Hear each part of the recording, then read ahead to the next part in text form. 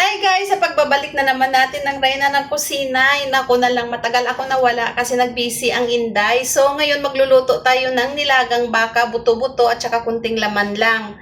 So meron tayong patatas, meron tayong cabbage, meron tayong sa halip na pechay, ang nilagay ko ay mustasa. Pwede naman to. Tapos syempre meron tayong sibuyas. Tapos pag last na lalagyan natin ng sibuyas dahon. Dahil malambot naman ang ating baka, pinalambot ko na siya sa pressure cooker. Ayan. Nagpakulo ako ng tubig sa separate na na kaldero. So para madali ang ang ilalaga na lang natin para madali itong patatas at saka yung mga gulay-gulay.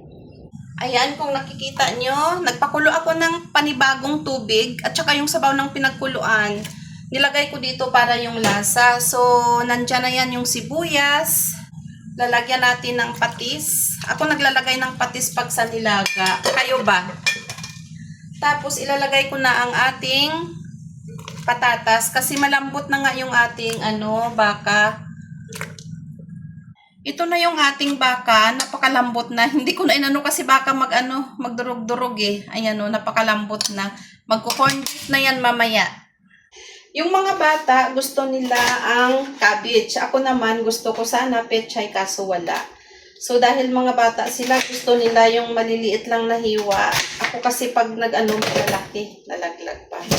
So ganyan lang siya para sa mga bata, 'di ba? Ganyan. Tapos, syempre, meron tayong mustasa. Ito yung paborito ko. Kayo pala guys, pag nagluluto, ako naglalagay ako ng cubes, pampalasa. Nakalagay na yan doon sa sabaw lahat. Kaya hindi yung nakita kung nilagyan. Hindi yung nakita na hindi ko nilagyan. Nandun na lahat yung pampalasa niya. Ito kasi siya pangdagdag lang lasa tong ating sibuyas dahon. Pagpatapos na, para siyang sa bulalo ba? Ayan.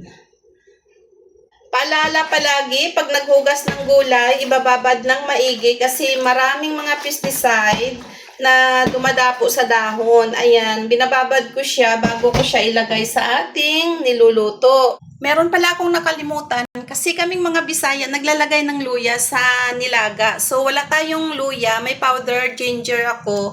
So, ito ang ilalagay natin. Guys, nandito na ang lahat ng mga sangkap ko ha. Nailagay ko na yung mga paminta, patis, cubes, pampalasa, sibuyas. Nandiyan na po lahat. Kasi, ilalagay na lang natin, ilalaglag na lang natin mamaya yung mga dahon-dahon. So, ayan na guys. Yung powder pala na ginger, optional lang yun ha. So, ayan na, ilalagay na natin ang ating baka. Wish ko hindi lang tumalsik. Ayan, okay naman. Tapos guys, ayan na siya. So, ayan, maya ilalagay na natin ang ating mga dahon-dahon. Pakuluan ko lang to siya. At sobrang ingat ako kasi magdudurog-durog siya. Wait natin ulit for sometimes. Ayan, kulong-kulo na. Ilalagay natin ang ating cabbage.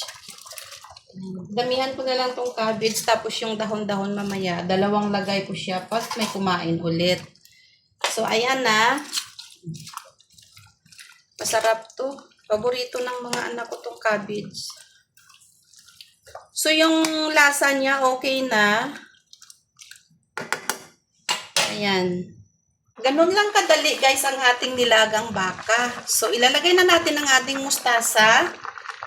Konti lang. Meron pang akong natirang mustasa kaso, pag kinulang, mamaya ko na lang ilalagay o bukas pag merong natira.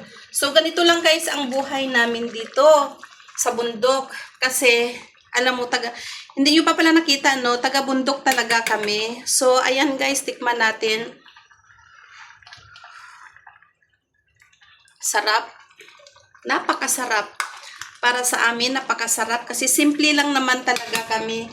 Tapos meron tayong sibuyas dahon, ilalagay na natin para dagdag panlasa na rin yan. Ayan siya. Kung nakikita nyo. So, yun lang guys. Maraming salamat sa inyong panonood. Please, watch and subscribe kung meron po kayong konti. Yun lang. Alam nyo guys, nagbablog ako Sa kamay ko lang to inano, wala akong stand. So, malay mo, one of this day, magkaroon ako ng konti, bibili ako ng yung stand phone. Yan. Kasi ang hirap, kumbaga, dito ko siya ipapatong. Maglalagay ako ng tissue na mataas. Tapos minsan naman, dito ko siya ilalagay kasi, di ba rice cooker yon? So, harap yan.